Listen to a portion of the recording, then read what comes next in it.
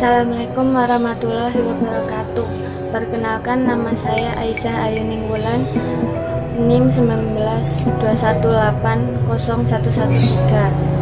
dari kelas 2A PGSD.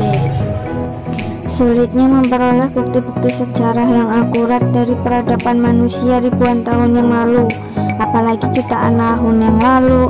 Para ahli hanya bisa mengatakan bahwa bilangan itu sudah ada sejak peradaban manusia yang pertama, didorong oleh keperluan bermasyarakat untuk menghitung dan membandingkan.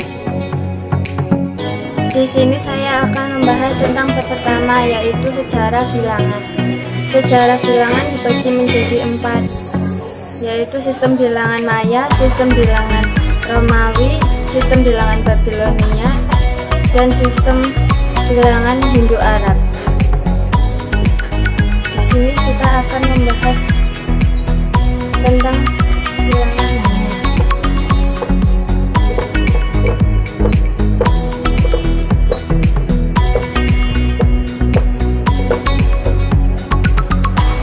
Dan bilangan Maya itu terdiri dari lambangnya seperti ini.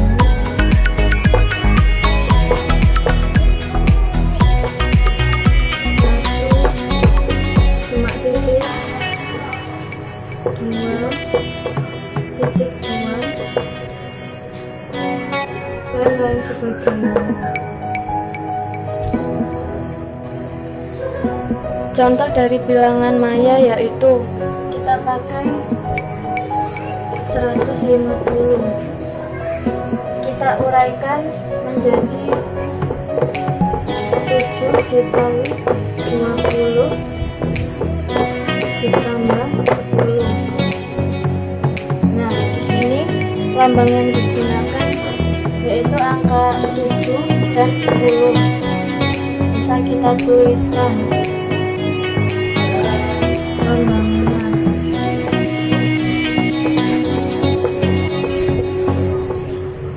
Nah, itu merupakan contoh dari bilangan Maya.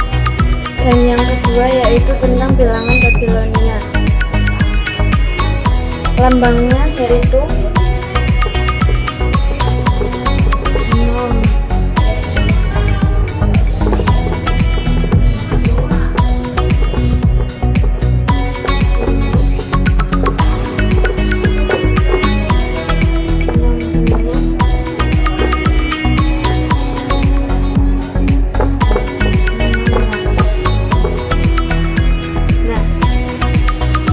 Dapat kita bedakan yang sama dengan 1 dan 60. Yang 60 lambangnya agak besar. Contoh dari bilangan Babilonia yaitu kita pakai 153. Jika kita pisahkan menjadi 2 dikali 60 ditambah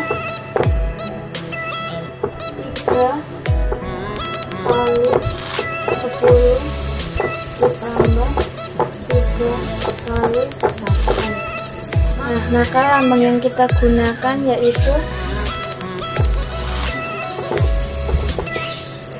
2 lambang 60, 3 lambang 10, dan 3 lambang 1. Nah, selanjutnya yaitu kita akan membahas tentang bilangan Romawi. Nah, bilangan yang kita ketahui lambangannya yaitu 1 sama dengan 10 lambangnya, 50 lambangnya, 100 lambangnya, 500 lambangnya, dan 1000 lambangnya. Nah, dapat kita uraikan yaitu 1 dikali 100 tambah 1 dikali 50 ditambah 1 dikali 10 ditambah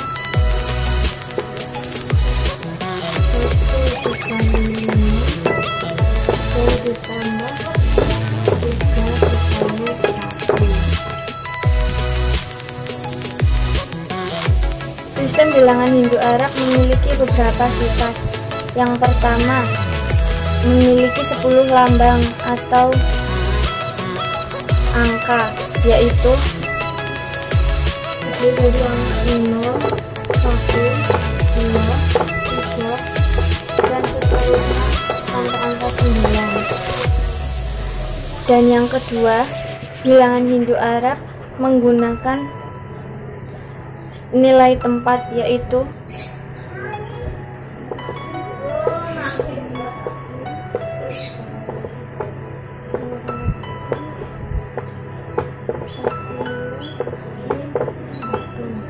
maka dapat kita uraikan, yaitu 1 dikali 10 pangkat 3 ditambah 1 dikali 10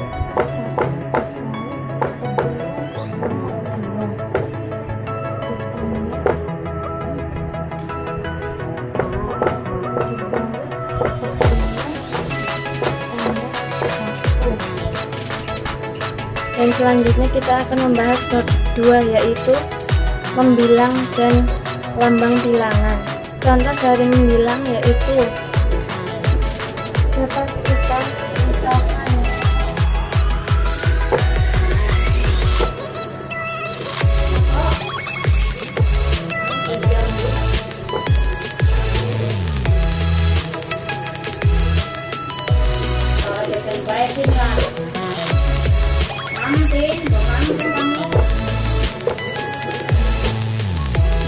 nah, perbandingannya yaitu 3 banding 2. Mengapa begitu? Karena yang setelah kalian kita ini lebih banyak jumlahnya dibanding yang ini. Nah, selanjutnya kita akan membahas bab 3, yaitu tentang himpunan bilangan. Dalam himpunan bilangan terdapat bilangan genap dan gasal. Nah, dapat dikatakan bilangan genap karena jika bilangan-bilangan tersebut kita bagi dengan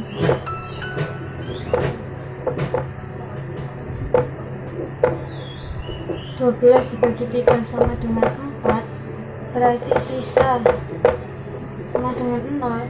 Maka angka ini disebut dengan bilangan genap karena tidak memiliki sisa.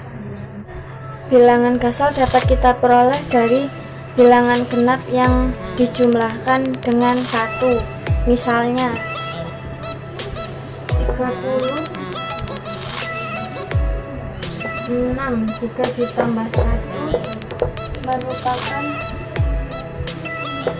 hasilnya 37. Nah, bilangan ini termasuk bilangan gasal.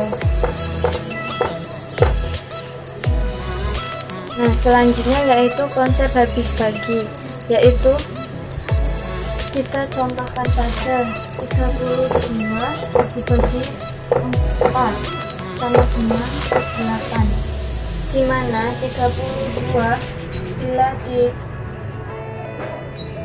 dengan 4 atau 32 akan habis dibagi 4. Selanjutnya yaitu bilangan prima. Contoh dari bilangan prima yaitu 2, 3, 5 dan seterusnya. 1 dikali 2, 3, 1 dikali 3 dan 1 dikali 5. Nah, dalam perkalian tersebut akan menghasilkan bilangan tersebut. Selanjutnya saya akan membahas tentang bab 5, yaitu operasi hitung pada bilangan tabda. Terdapat beberapa sifat pada penjumlahan. Yang pertama sifat tertutup, sifat komutatif, sifat asosiatif, dan sifat penjumlahan dengan bilangan nol. Dan saya akan memberi contoh dari salah satu sifat tersebut, yaitu sifat asosiatif. Nah, contohnya yang pertama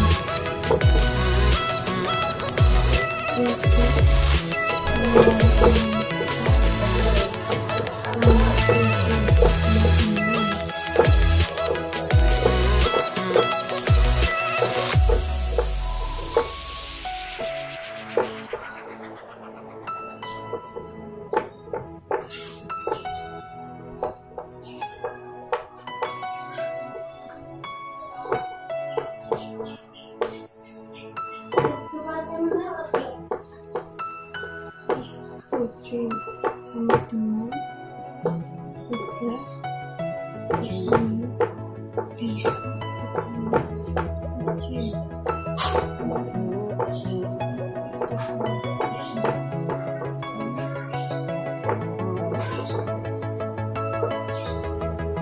Dan yang kedua, saya akan menjelaskan penjumlahan 4 bilangan. Dapat dilakukan dengan cara mengelompokkannya. Misalnya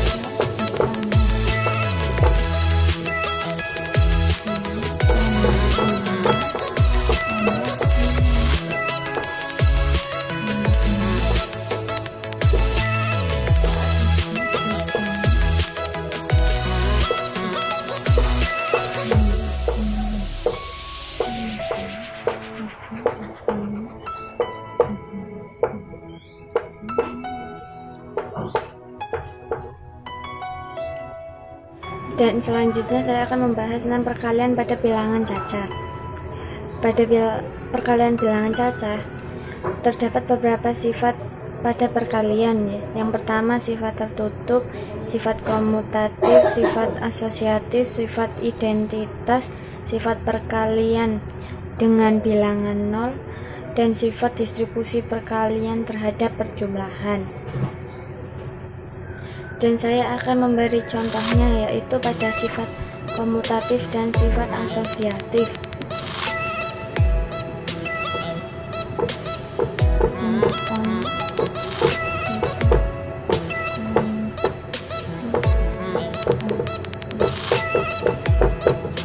Nah, pada sifat komutatif ini, pada semua bilangan cacah A dan B berlaku A dikali B dan sama dengan B dikali A. Dan contohnya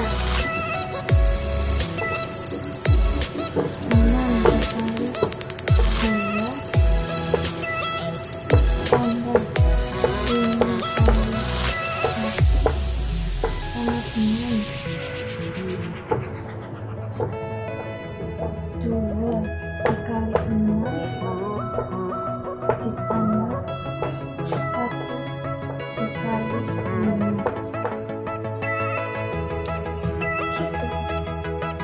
Dan yang kedua yaitu sifat asosiatif. Pada semua bilangan cacah A, B, C, maka berlaku A kali B kali C sama dengan A kali B kali C.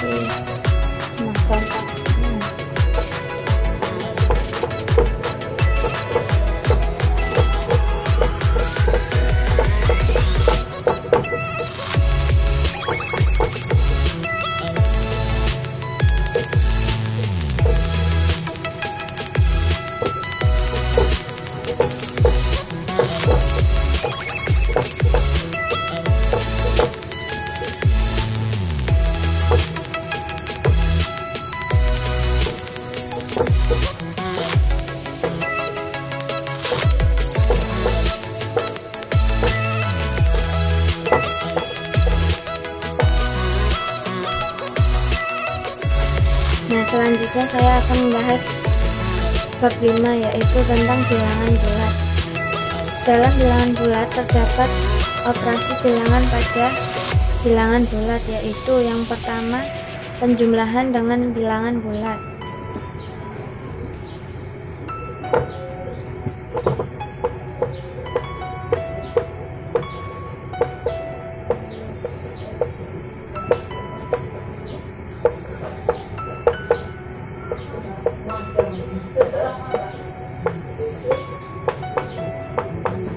Contohnya 2 ditambah 5 sama dengan 7,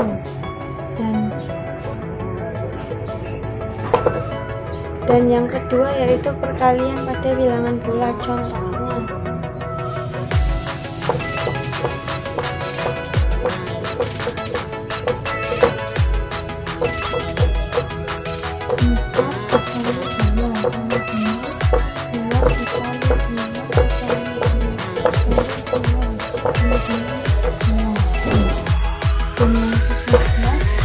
yang ketiga yaitu pengurangan pada bilangan bulat. Contohnya 1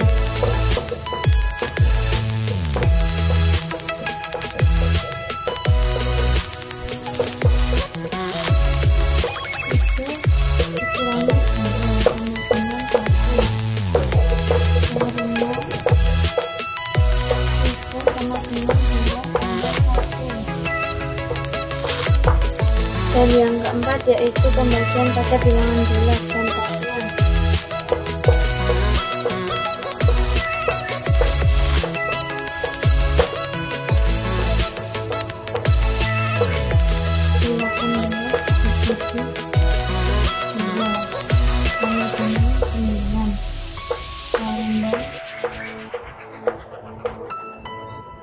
18 sama dengan 2 dikali 9.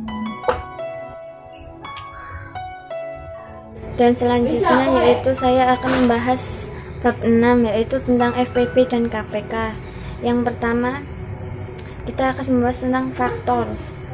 Contoh dari faktornya adalah, yang pertama kita akan membahas tentang faktor prima dari 30. Nah, 30 sama dengan 2 dikali 15 dan 15 sama dengan 3 dikali 5. Nah, kita bikin pohon faktornya. 30 sama dengan 2 15.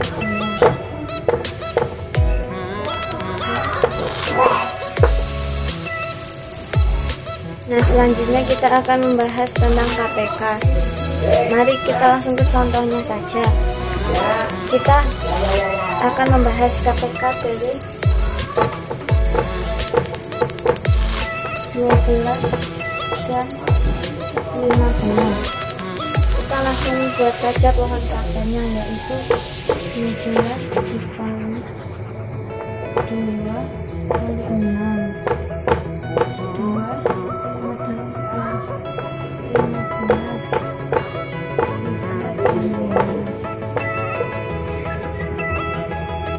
Nah, selanjutnya kita akan membahas tentang FPP. Contoh, kita cari FPP dari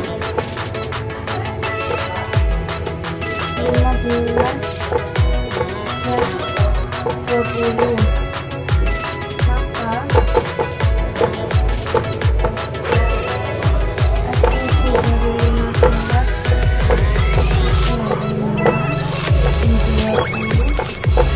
15 selanjutnya yaitu bilangan irasional. Contohnya yaitu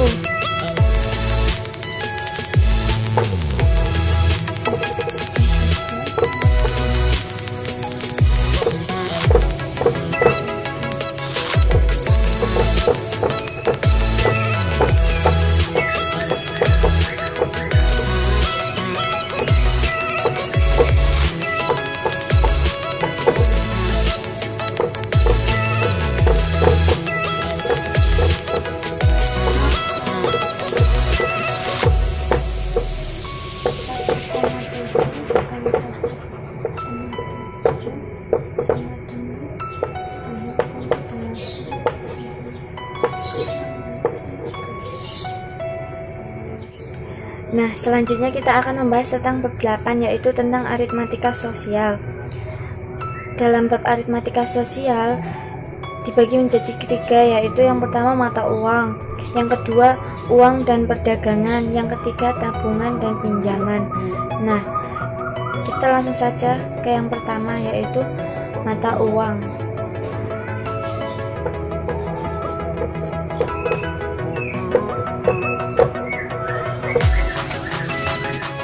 Nah, selanjutnya yaitu contohnya.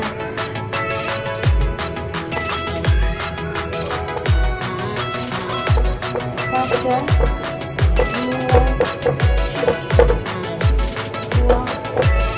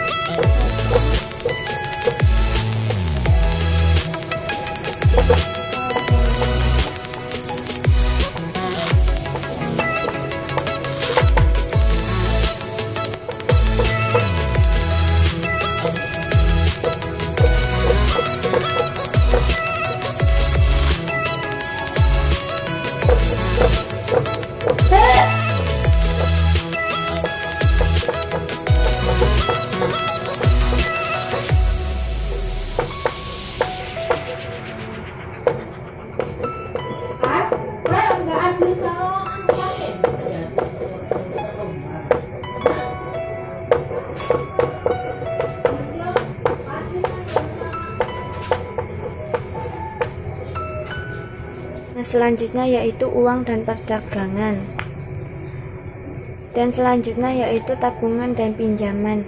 Oke, kita akan mengambil soal dari contoh buku aritmatika, yaitu dimana seseorang meminjamkan uang sebesar 15 juta dengan suku bunga untuk setiap bulan sebesar 2%. Berapakah besarnya bunga pinjaman yang harus dibayar setiap bulan selama uang tersebut masih dipinjam?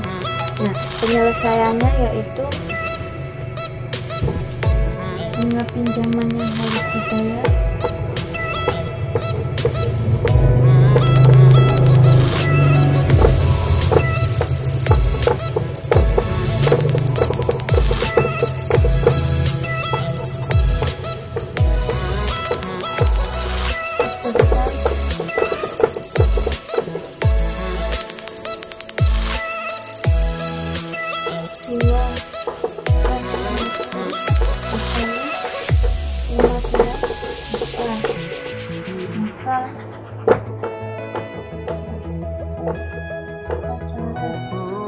hasilnya sama dengan